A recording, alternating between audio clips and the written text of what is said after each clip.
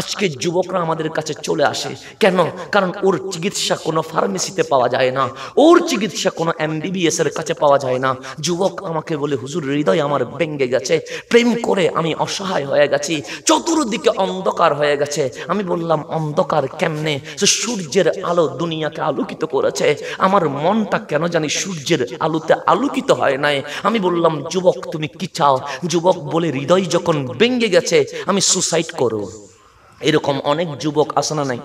আছে, সুসাইড করতে চায় কেন? হৃদয় ভেঙে গেছে। তো তোমার হৃদয়টা মেড ইন চাইনা নয়, তোমার হৃদয়টা মেড ইন USA নয়, এটা কাপ, এটা ভেঙে গেলে ভেঙে যাক, কিন্তু আর ইউজ করা যাবে যাবে না, কারণ made in China. Made in China ভেঙে দেওয়া যায়, এটা ভেঙে গেলে কিছু আসে যায় না, এটা ভেঙে গেলে নষ্ট হয়ে যাবে, কিন্তু এটার কোনো মূল্য নাই। তা আল্লাহ বলে মেড ইন চায়না যদি ভেঙে যায় এটা ভেঙে যা, মেড ইন USA যদি ভেঙে যায় এটা ভেঙে যা, কিন্তু তোর অন্তর দিলটা মেড ইন জাপান নয়, মেড ইন চায়না নয়, এটা মেড ইন আল্লাহ। এটা কে বানিয়েছে? আল্লাহ বলে দেখিস নাই, মেঘ যখন ভেঙে যায় এটাকে আমি ফেলে দেই না, এটা থেকে আমি সুন্দর করে জমিনে বৃষ্টি নামিয়ে দিই। জমিন যখন ভেঙে যায় এটাকে আমি নষ্ট করে দিই না, সেখান থেকে আমি গাছ রোপণ করে দেই। আল্লাহ বলে আমার সৃষ্টি যখন ভেঙে যায় এটা নতুন করে আবার উঠে আসে। তা বান্দা যখন বলছে হৃদয় ভেঙে গেছে, আল্লাহ বলে এটাকে ফেলে দিস না, এটাকে সুসাইড করে নষ্ট করিস না, এটাকে মাদকের মধ্যে রেখে নিজেকে ধূলিসাৎ করে দিস না। মাওলা কি করব? আল্লাহ বলে ফাসকুরুনি, ওই বাঙ্গা মন নিয়ে তুই মাওলার সাথে প্রেম শুরু করে দে, মাওলার জিকির শুরু করে দে। তো আল্লাহ তাবারক ওয়া তাআলা বড় সুন্দর করে হাদিসে কুদসির মধ্যে বলছেন, মুসলিম শরীফের হাদিস, বলছে ইজা তালাক্কানি আবদি বিশিবিরিন, বান্দার হৃদয় ভেঙে গেছে, ডানে বামে সামনে পিছনে গুনাহ, সামনে এগাইতে লজ্জা লাগছে, কার দিকে এগাবো?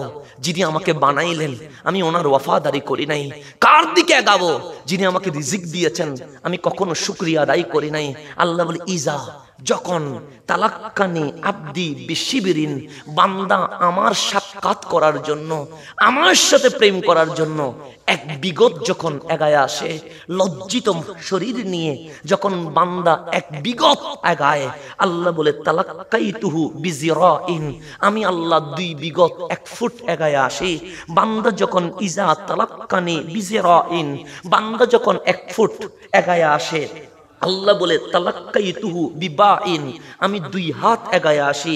ওয়া ইজা তালাক্কানি বিবাইন, বান্দা যখন 2 ফুট তথা 2 হাত এগায় আসে, আল্লাহ বলে জিতুহু আতাইতুহু বিআসরা, আমি বান্দাকে নেওয়ার জন্য দৌড়ায়া দৌড়ায়া চলে আসি।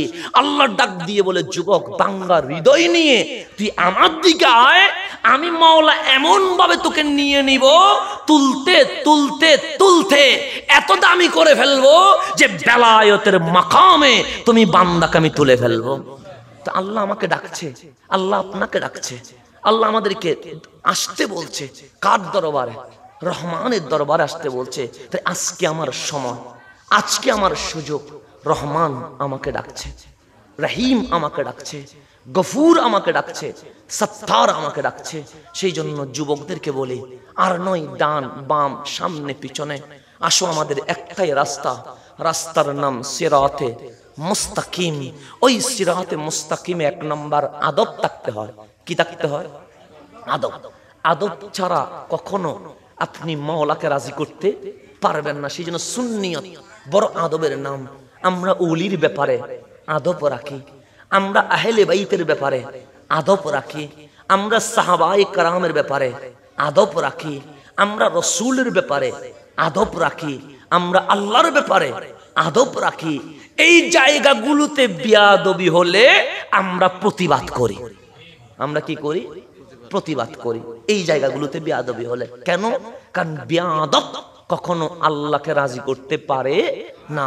তো এই পথে 1 নাম্বার আদব লাগবে, 2 নাম্বার ইখলাস লাগবে, খুলুসিয়ত লাগবে, বেরিয়া লাগবে। বারিয়া নয়, বেরিয়া, লোক দেখানো নয়, মাওলাকে দেখানো লাগবে।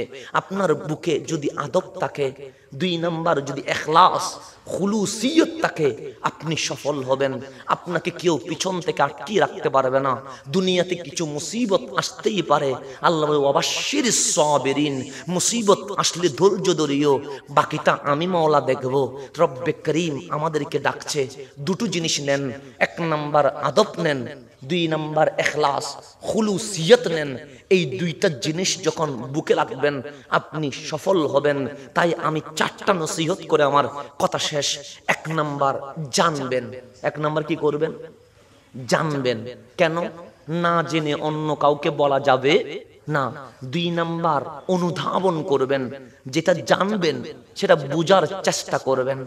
তিন নাম্বার জানার পরে বুঝার পরে যেটা বুঝলেন সেটা আমল করবেন। এই আমল করার পর চার নাম্বার আপনি যেটা করবেন অন্যকে সেই পথে আহ্বান করবেন। এই চারটা জিনিস রাখবেন। আগে জানবেন, দুই নাম্বার বুঝবেন, তিন নাম্বার মানবেন, চার নাম্বার অন্যকে জানাবেন। এই চারটা যদি পদ্ধতি আমরা যদি মেনে চলতে পারি, ইনশাআল্লাহ আগামীর বাংলাদেশ শাহজালালের বাংলাদেশ হয়ে যাবে।